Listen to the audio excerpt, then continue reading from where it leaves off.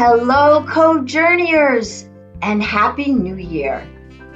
Welcome back to Season 3, Episode 1 of The Truth So Help Me Good.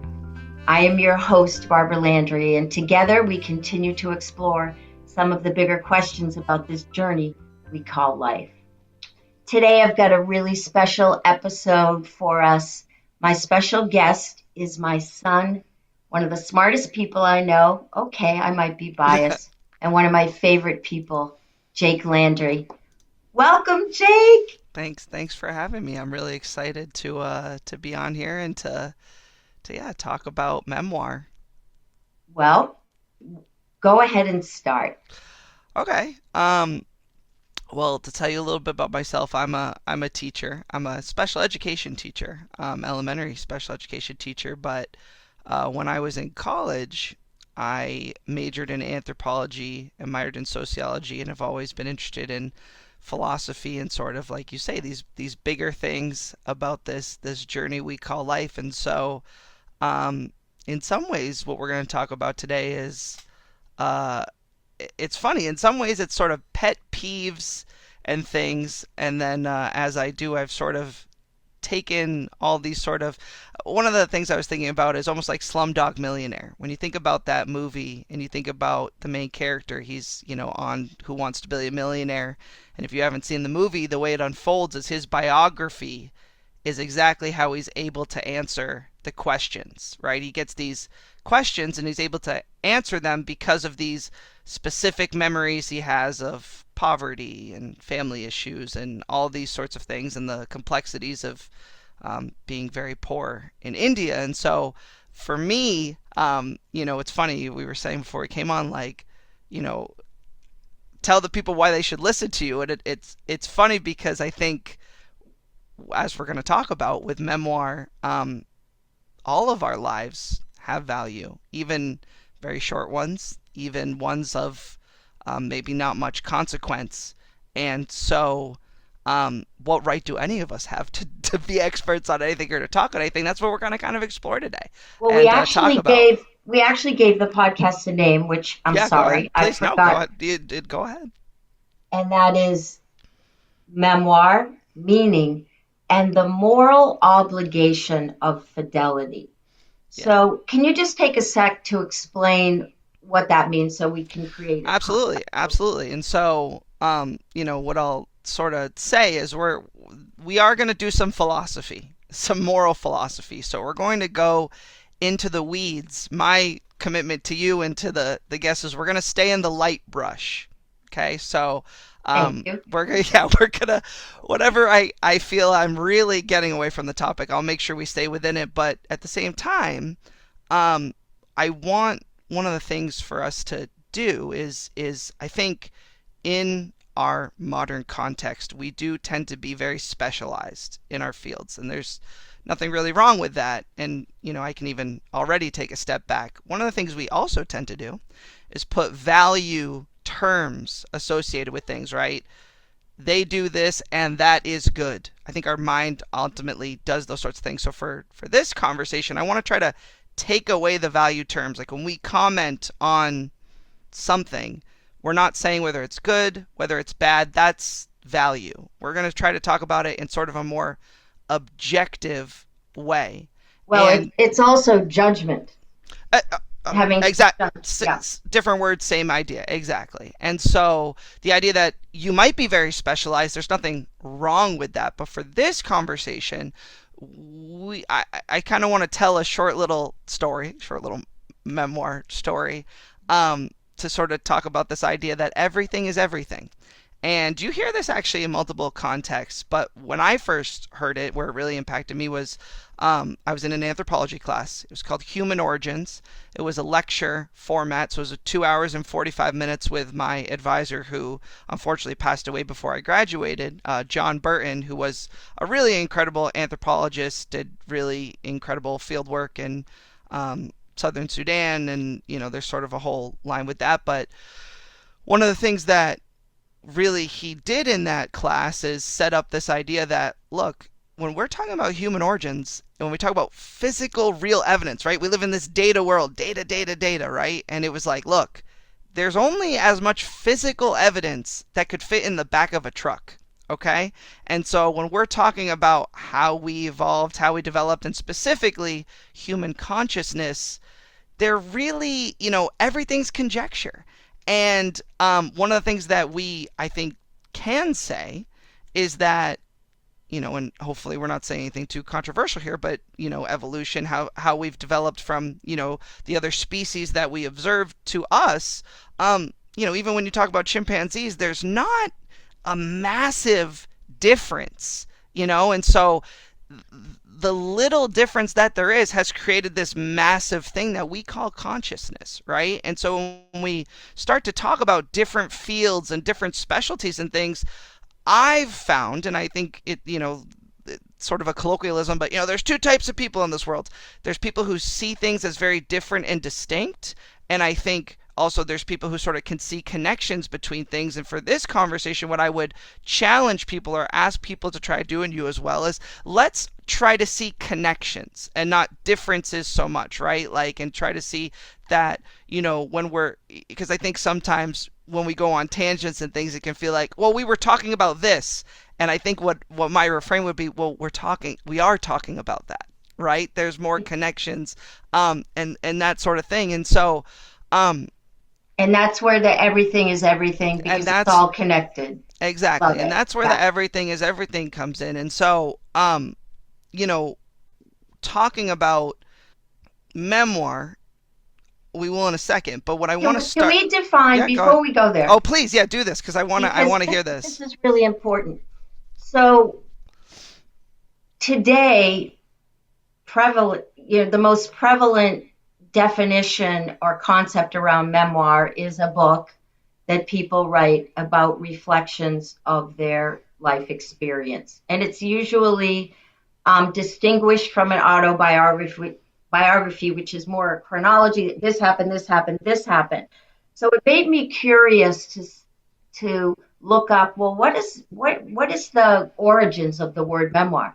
And it actually is memory, reflection, experience, which I would call perspective, different from fact. So facts are easy to translate. There's dates, there's times, and it's very, as you say, data driven. Here are the facts. But it seems to be memoir. So a couple of things. First of all, memoir in the context of a book is subjective. It's someone's perspective on what happened and the meaning that is derived from the experience. So it's not fact-driven, it's perspective and meaning-driven. And the other thing I just want to say, and then I'll let you continue, is that for the purpose of this discussion, we've talked about expanding memoir beyond just a book. Well, exactly. And I love that you're already talking about meaning, because we're going to talk a lot about that. But I think the other thing is that when we talk about a memoir as a book, we're assuming literacy. And if we look at the span of human history, and this might be surprising for people to think, but it's quite obvious when you think about how many people have lived. The vast majority of humans that have lived have not been literate. Go back through human history. Think about really the vast amount of people back before we had societies where, if you think about America, and it's a beautiful thing, you have to send your kids to school. The idea of being illiterate is considered, right? Like, we consider that as completely unacceptable. Whereas when you go back through human history, you're going to find that most people in most societies are what we would consider illiterate. Not only that, but most stories and culture and history and human experience was communicated orally. Exactly. And in a community setting. So then you have to ask the question, is there, and this, again, we'll keep it on the rails, but do people who have the ability to record and write down have more of a right to have their story remembered, right? To have value ascribed and meaning ascribed to their life versus others? And the obvious answer is no. But that being said, in practicality, right, sort of in reality, exactly, there's many, many, many, hundreds of many, thousands of many, millions of many more lives that we know nothing about than lives that we know something about and remember. And Which, again, from a philosophical point of view, doesn't say that they're more important or less important. But go ahead, yeah, yeah. no, it's a really valid point, because our mind and our judgments, are based on the information we get. So our how skewed is our perspective about the world and people, when most of them we know nothing about. Uh, exactly right, and it's funny. I think about the Hamilton, who lives, who dies, who tells their story, right? And there's sort of that element of his story, history. The winner tells the story, but even that is sort of separate from what we're talking about, because we're talking about individual lived experience and that record.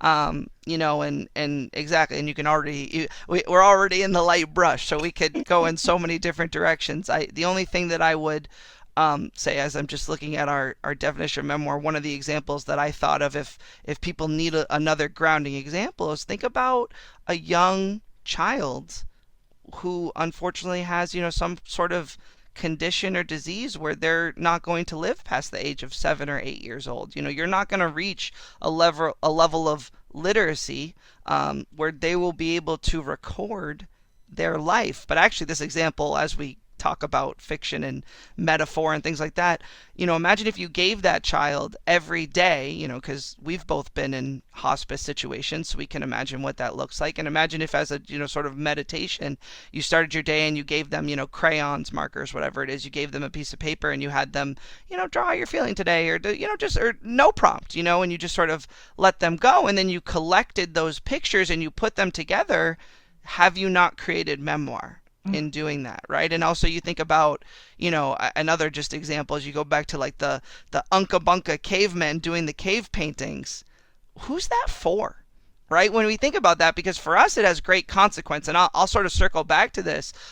We look at that and we say, oh my gosh, how instructive, there's so much that we can pull and extrapolate from that we have.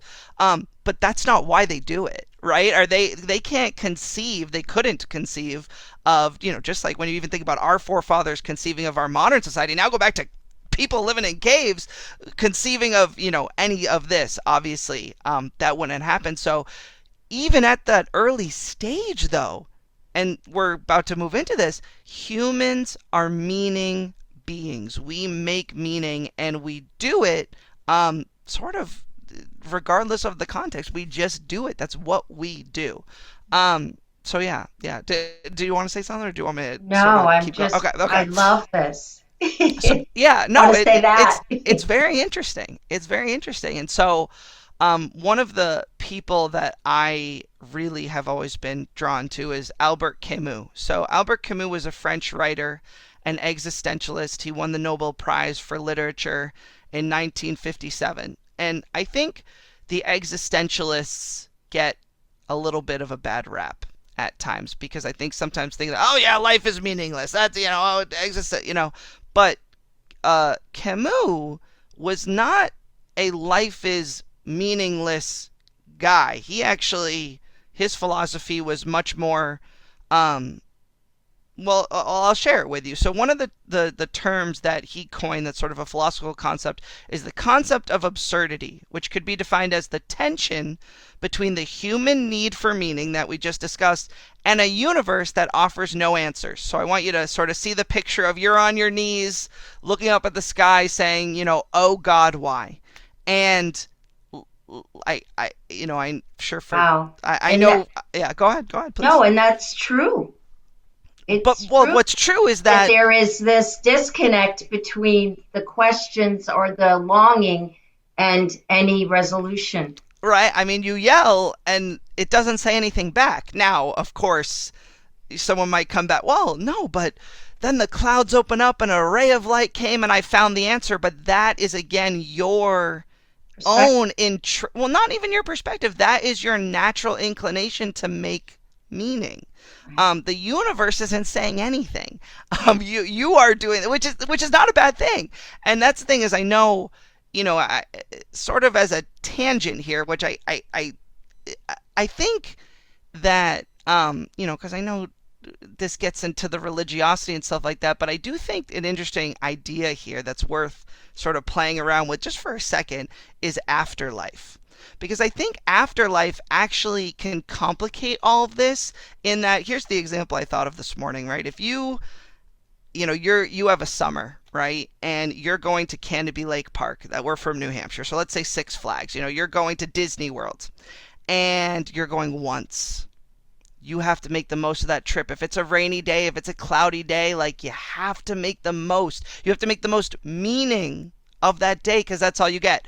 But if you have a season pass, it's a different Wow. onus on you of making meaning. So I just want to say for the afterlife people, for this conversation, like, okay, but I wonder if it gets away from the conversation we're talking about, which is one shot.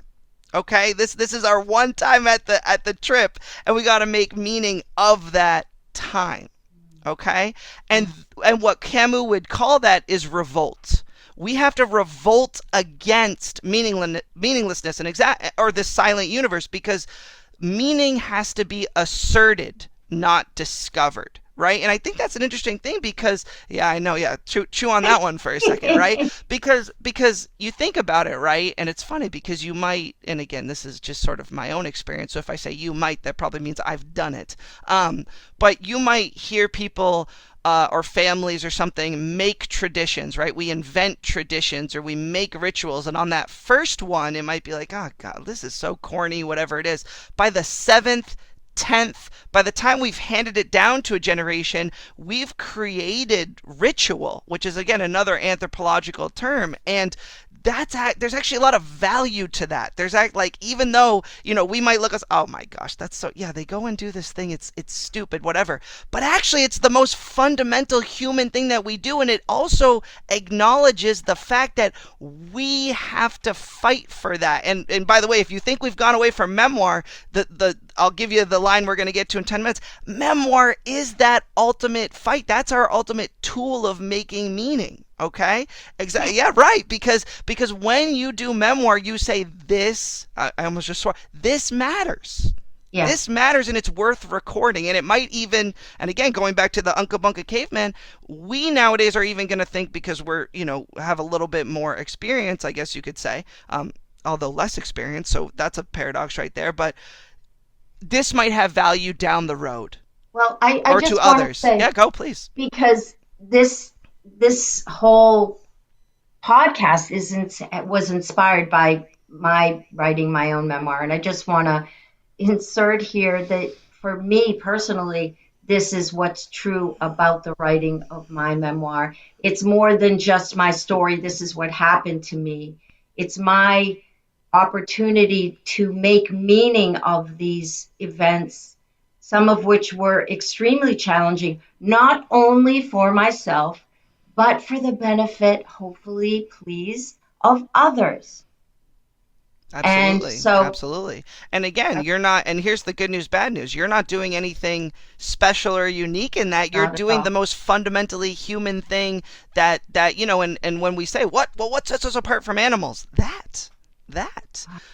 Or maybe not. I don't know. I mean, it's interesting to talk about with wolves and wolf packs. And this is the thing is like anthropology is zoology in a lot of ways too. And so that we, again, light brush.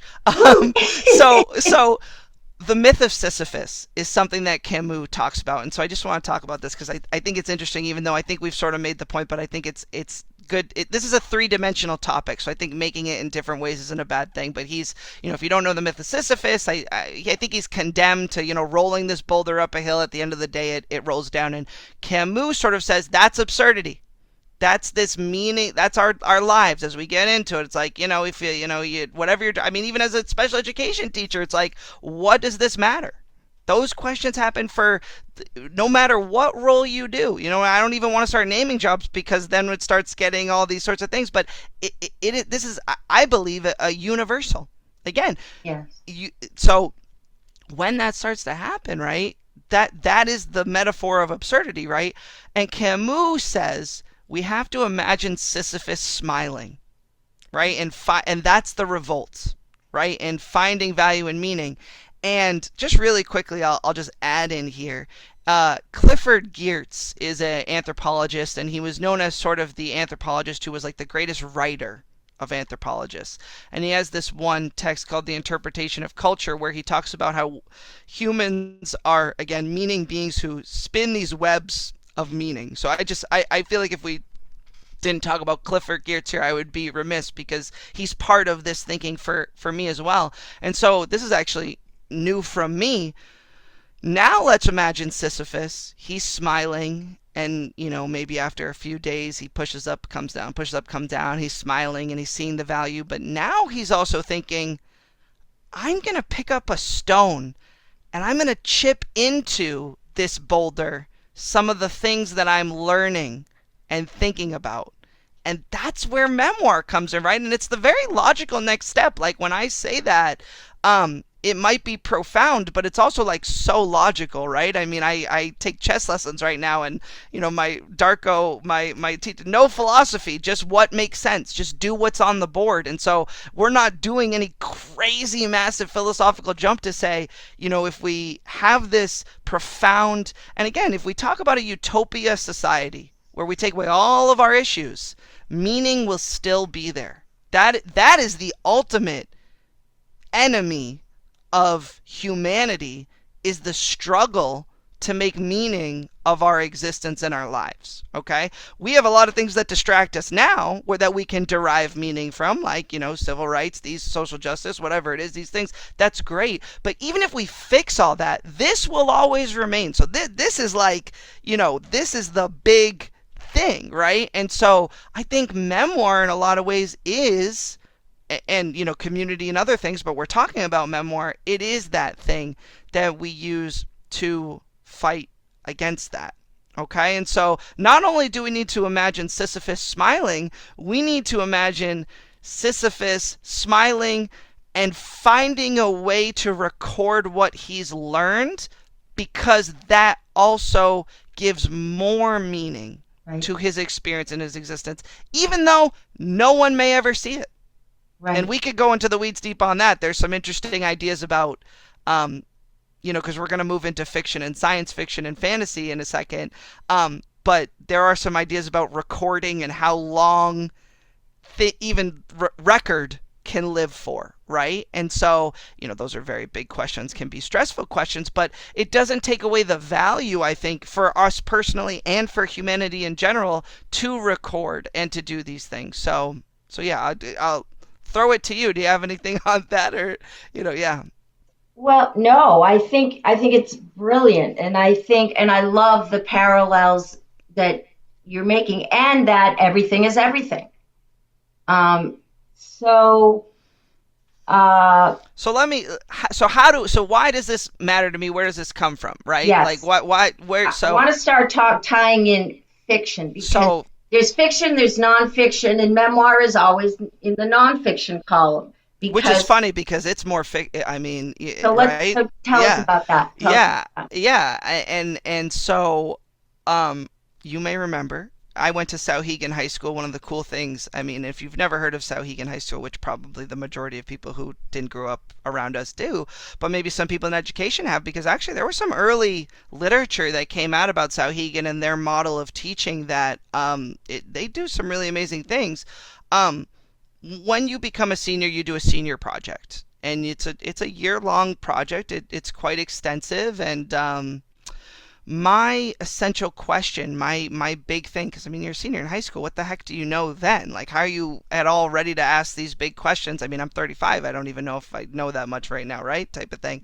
And so I was always curious about why we did so much formal writing, because fortunately, when I was in ninth grade and we had to do summer reading, I happened to choose Slaughterhouse-Five by Kurt Vonnegut. I mean, my lord, like that. It's funny, we talk about, like, one big conversation is what's appropriate, what do we give kids, and when. I mean, I don't have a great answer to that, right? I mean, it's funny because you think about, when do we start asking these big questions and exposing kids to these ideas? And in ninth grade, I mean, there's some big stuff talked about in Slaughterhouse-Five. But exactly that, which is I sort of started to see 1984, Slaughterhouse-Five, to name a few, that you can actually take these essay questions that we're writing the 5 paragraph essay, da, da, da, da, da, pulling evidence, your dirt in your sweep, that sort of stuff, your direct reference to text, and then you analyze it. But you can actually address and answer those questions in stories. And that thought at the time felt like I was on an island. And also, I have to say, like, I did not feel very seen with that question. Like, when you look at the other senior projects that were going on, there were ones that were much more community recognized, as I think there were like awards and stuff like that. And also, I mean, listen, I was a senior in high school, so it's not like I was doing thorough things, but also, again, you only know what you know type of thing. But it turns out that there's actually quite a lot of meat on this bone. Go ahead, like, even with this idea of memoir. No, so it's feeling like, again, that distinction between data-driven facts and and story experience, and literacy, the literacy issue. So if you're doing the formal writing, that's like gold standard literacy stuff. But if you're telling a story, that is where the meaning, you're.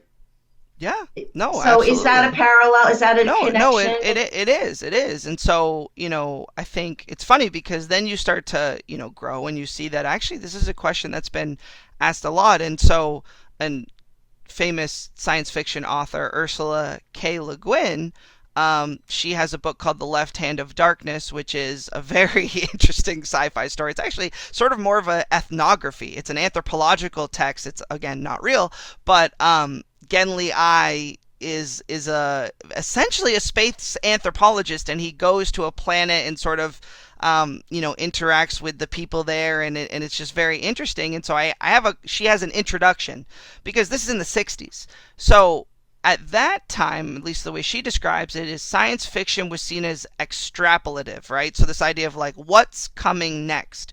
But she sort of contends that no, and I think this is true of fiction in Like, general. to make a prediction, she says she talks about it helps to predict the future, but she Exactly. But says, but that's not what it is. And that's true with all novels and things, right? Is even if they're set in the future, they're always holding up a mirror and telling us about our present. And so, if it's okay, I'm going to read a little bit from her introduction please. because I think it's really, really good. So she says, in reading a novel, any novel, we have to know perfectly well that the whole thing is nonsense. And then, while reading, believe every word of it, which, when you just think of the psychology of that, is a really profound, cool thing. Because exactly, just like at the beginning I said, let's try to go in the weeds together and everything is everything and stuff.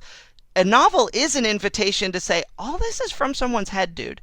Yet you're in chapter 11 and something profound happens and you're crying over something that is fake from someone's head, right? But also is so real too.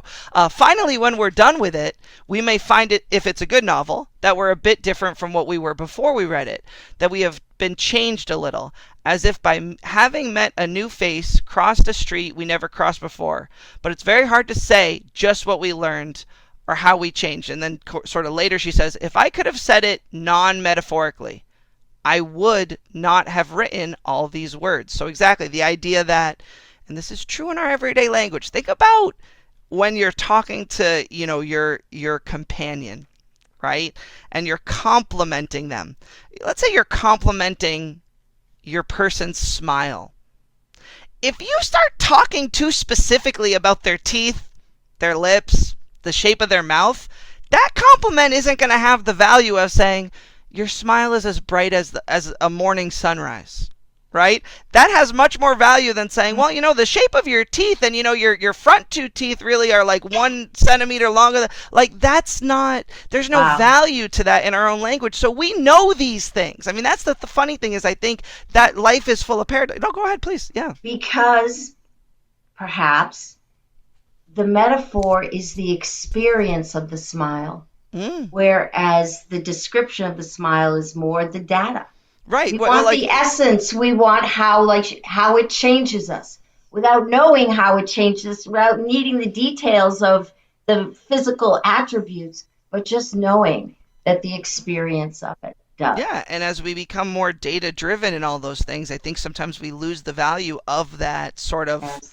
metaphorical thing. It's funny. It's even in my work context when you work with special education children, and you're talking about their performance, there is sort of which can be very cold, because when you're using sort of these measures that are meant for general education students and you have students who are not able to use them effectively or whatever, it can be very bleak and very upsetting, frankly, especially to parents in terms of their engagement with it. And you understand the need for that, but also there are these levels of it, of what they are able to do, what they can do, and sort of things. And sometimes we need that metaphorical language. We need to make a comparison that's abstract. That's what a metaphor is, to help people understand what is going on. And so I think it's really important that we do that. And exactly. And so this sort of bridges us into this, which is, and I think you had someone on your podcast, and you'll have to remind me of her name, but the person who wrote the Time Machine one, right?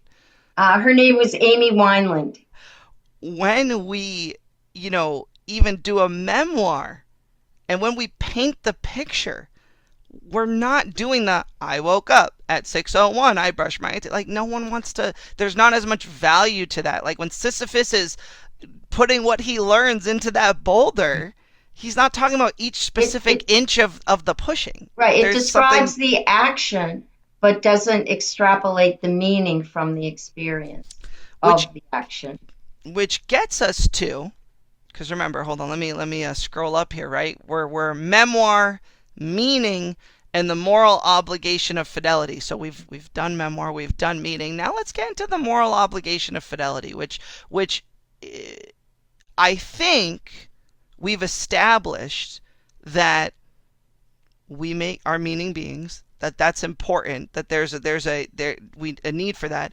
And I hope that it's not too much of a jump now to say that when a author writes a novel, writes a science fiction work, writes a fantasy work, that they have put themselves into it. And so in that way, they have done something that is related to memoir. If not memoir, I know for those like, that's not memoir. Okay, but let me give you an example of where it is memoir, because we talked about that child who won't get to live their full life. So one of the authors that I really love, and unfortunately had an untimely passing, was Robert Jordan. So Robert Jordan wrote The Wheel of Time. Okay, and The Wheel of Time, we all know about The Lord of the Rings, we all know about Game of Thrones. And by the way, I have a little beef with Game of Thrones, because George R. Martin was actually sort of in like, I don't know if you've ever done this with philosophers or anthropologists, is you can see the tree. So you're like, oh, I love this anthropologist. Well, it turns out they were in the class with this guy, and then they were in the class with that guy, and you can kind of make the tree of thought and how the thought is disseminated. And George R. Martin was someone who learned a lot from Robert Jordan. He sort of came after, and Robert Jordan had cancer, and he was not able to finish The Wheel of Time. Okay, he died, I think, right when the 11th book came out. The first book comes out in 1990. I don't have the years in front of me, but I believe he passes in the 2000s. And the final book actually gets finished by another great author, Brandon Sanderson, who we could have a whole conversation about, because he's a very interesting guy and has written some very beautiful fantasy books that really tackle some you want to talk about, like, again, what he's really done really quickly is done an amazing job with tackling mental illness in fantasy, especially in the Stormlight Archive. The main character, Kaladin, suffers from depression, and it's not really said like that. I mean, we're talking about a fantasy land, medieval times, this sort of thing, but he has suicidal thoughts. He has the profound struggles that he has are with his own identity, his inability to save everyone, and the mental toll is explored in a way that I would say is pretty unique. I mean, I've done a lot, guys. Like, I'm sort of an audiobook addict. I have, like, I think 160 audiobooks in my library, and I've done 95% of them. And I think Sanderson does something really special with that. But so anyway, he came in and finished The Wheel of Time. But so for Robert Jordan the wheel of he never, Stephen King, for example, has is still alive and has lived a long life, and he has writing out there that fits more cleanly into the metaphor or the memoir category, right? Reflection, sort of what you described in the beginning, like intentional reflection of things. Robert Jordan never got that opportunity. He passed away. He never even got to see the culmination of his greatest work, right? And it's very sad. And in that sense, that series is his memoir. That's the cave paintings, right? That's the colored pictures of this child who passes away in an untimely way. And so that's really important. I think it's really important that we can give it like, and tampering with that. And this is where the ought comes in, right? Moral philosophy, we're all talking about how you ought to live, and who likes to be told how they're supposed to do this, that, and the other thing. But listen, I mean, the only reason we have morals is because at some point someone said, you ought to do this, you ought to do that, right? So, I mean, there is room for that on some level. And this is where sort of the like I said at the beginning, my pet peeve comes in, but it's sort of unfolded into this bigger thing, is that I think we have a very difficult time. There's some disconnect where we take fiction and we take fantasy and we take science fiction text, and when we put it on the screen, we do things to it that we would not at all think is acceptable with memoir. Okay, so for example, let's say we were to take a memoir written by, again, I don't know if Lincoln wrote a memoir, but you take the movie Lincoln, you take these movies about historical figures, and you see them, and obviously they're sort of graded on their fidelity, and that's important. We value that as important. But if I start talking about the fidelity of these stories, you'd be amazed. The knee-jerk reaction of people is to defend the adaptation. I find that to be really sad. Okay, and I have some more specific examples, but again, I use Robert Jordan because Amazon, there was a whole project that started with Amazon and it's since been canceled, honestly, thankfully. And I have to say, we don't have to get into the weeds and the details of it, but there's one thing when we have to condense. It's one thing when we say, well, look, we can't do internal thought with films. We have to find a way to do it externally. That is the struggle with the form. There's no, and just so, as an aside, I've worked with ChatGPT, and it's funny because my friend calls it out. He's like, so you type in and ChatGPT does the work. Yeah, we'll hear scientists say they work with AI to do this and that, and we don't, give them the same hard time that people give me, which is fine. I don't have a PhD. Or again, at the beginning when you're like, right before we get on, tell people why they should listen to you. Yeah, maybe you shouldn't. I don't know. That's up to you. You know what I mean? So, but I've probably done like 50 different book to movie adaptations, and Wheel of Time is unique in that there are what we call inversions. So an inversion is where we take a character or an idea and we literally just flip it. And what tends to happen in those situations is it's when the director or the really, I mean, I know he wrote it in the 90s and the early 2000s, and we're not too far from that, but there's these modern ideas or these ideas that sort of fit our ideas that get placed on top of the ideas that the author put in. I think we should be upset about that. I think that because again, I think that one of the reasons, again, what does Sisyphus do? Sisyphus learns things. He puts it on the boulder.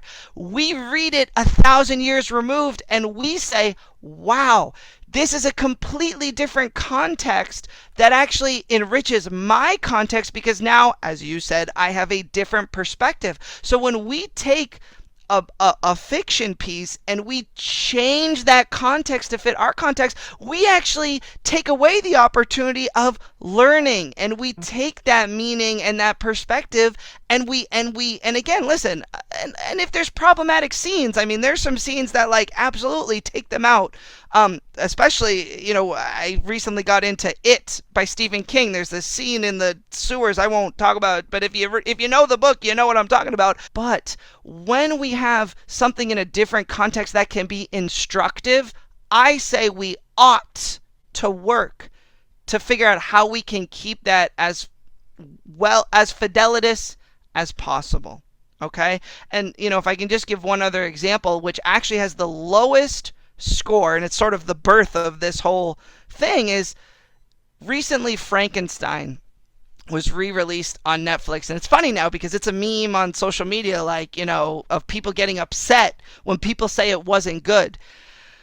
But I have to tell you, of all the projects that I've put in my system with ChatGPT, Frankenstein did the absolute worst in taking the novel and the ideas, again, the philosophy, the meaning, these things that Mary Shelley, who, again, we won't go too deep into it, but amazing woman, to me, that we have what is considered the first sci-fi book. I mean, what gave birth to an entire genre. It gets remade. It is a problem. Explain what was missing. It would be. But it's not what's missing, it's what's changed. Okay. So it's again, I don't want to go too deep into it. I would strongly encourage people to listen to the original Mary Shelley or to read it. But the daemon, which is the monster, his experience, who he is, he's not violent. This whole here's what I'll tell you. I mean, if we want to bring in what gets changed, violence, anger, hatred. For example, one scene that really bothered me is there's a scene where these wolves come and attack, and this is just completely made up. And the monster is fighting them, and at one point he even grabs the back of one of the wolves and rips off his pelt. I mean, it is gory. Okay. But that is not the daemon. The daemon, it is a horror movie, or a book. But the message is that Dr. Frankenstein creates the daemon and then abandons him. And then the daemon, has a reaction to that, but it's only targeted towards Frankenstein. So the idea that this daemon is like this being fighting everyone, being violent, like that is it's just, again, it's not at all in the spirit. And to me, can I just say one last thing? Yeah. It sullies the reputation and the legacy of Mary Shelley. Well, the meaning she created through and her memoir writing and her legacy and our experience of it and our opportunity to learn from what she conveyed. Right. And so, again, for me, and let me throw this out to you. So this was another thing I thought about. We live screen-bound lives. Okay? If, I know everyone's a very privacy, very whatever, but let's say I'm a hacker and I go and I pull everyone's screen time app. Okay? Let's just say in America. And I take the average number of screen time, even for and I say this with all the love in my heart, for the parents out there who are out fighting the crusade to get the kids off of screens. If I take their average screen time, it's probably going to be over 3 hours a day. And that's, 3 hours a day, let's be real, it's probably. And sometimes I think that screen time app, like right now my phone is sitting open with the screen open, it's counting the screen time. I'm looking at this screen, so, there you go. But the point is, we live screen-bound lives. Okay? Visual storytelling is becoming, I would say, the primary way people are engaging with these things, right? And, I think we need to shift our attention a little bit more towards fidelity of ideas, okay? And I think we need to really put value on that. I'll give you an example of someone who would feel like the opposite of this. Cormac McCarthy, okay, wrote No Something for Old Men, whatever that book is. Country for Old Men. Mm-hmm. That one gets a score of 98. Okay, the score that we generate, by the way, Frankenstein is 13 and The Wheel of Time is in the 30s.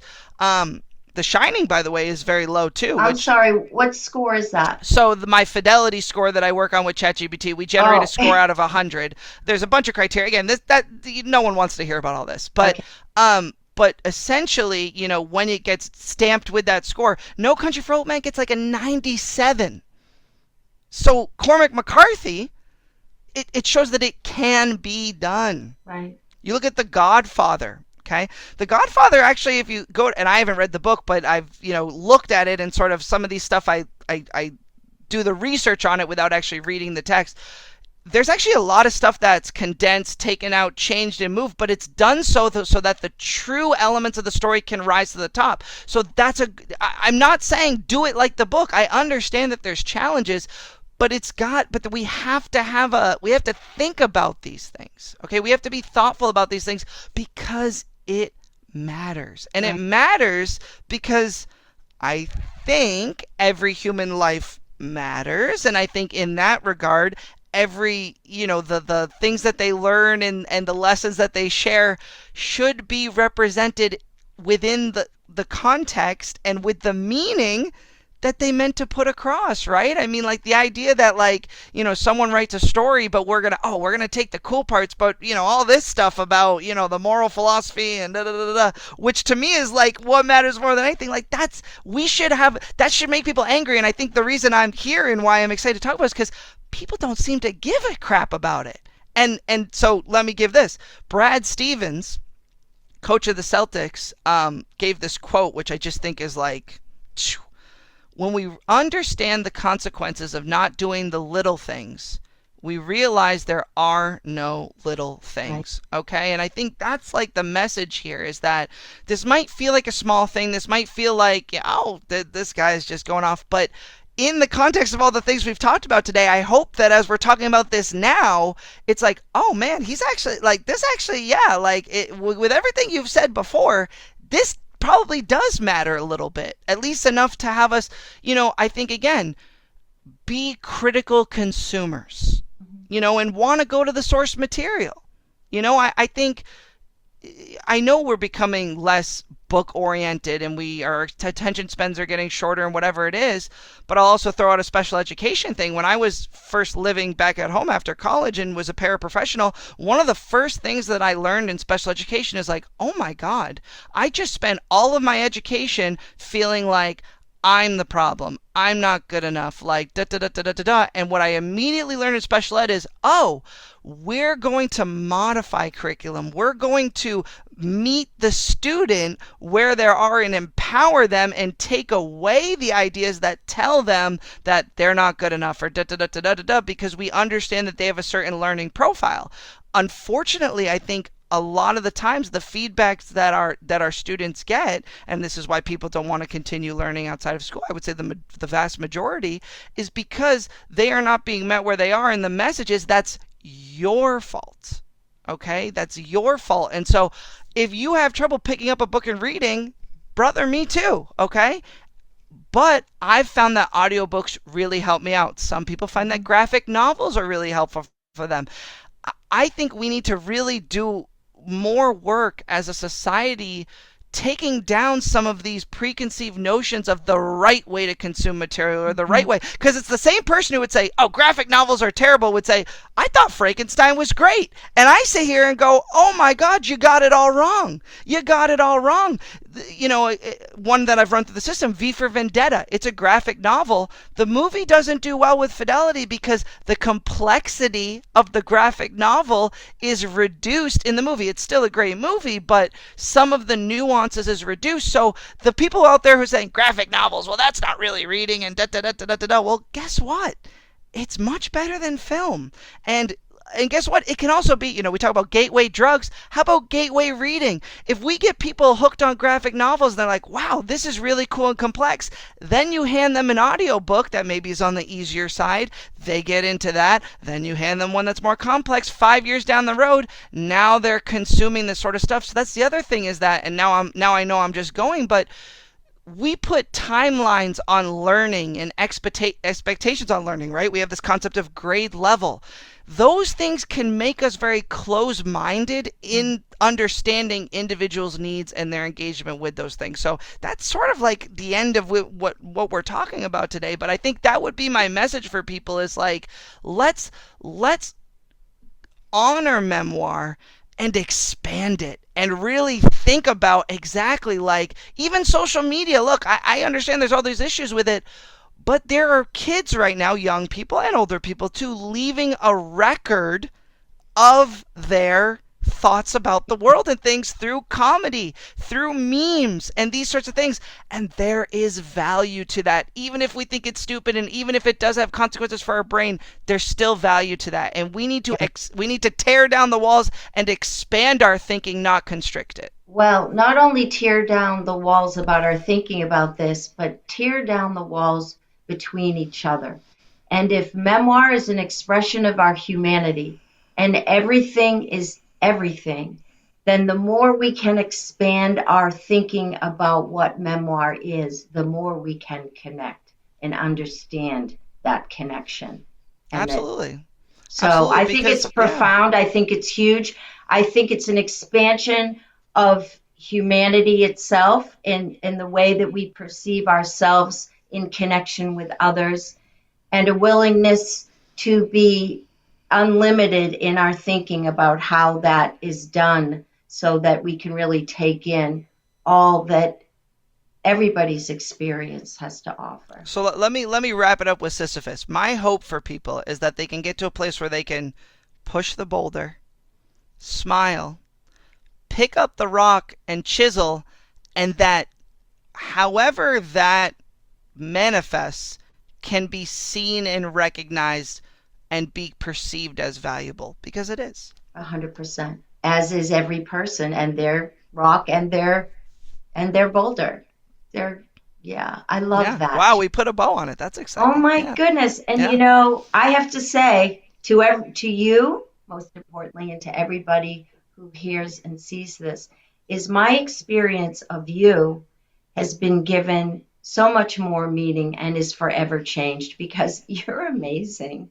Well, And and I completely so unqualified to appreciate. talk about any of this. So so Well, but that's it. Aren't we all? We're just the well, that's human my yeah. beings, right? Yeah. Yeah. Which is what makes us qualified.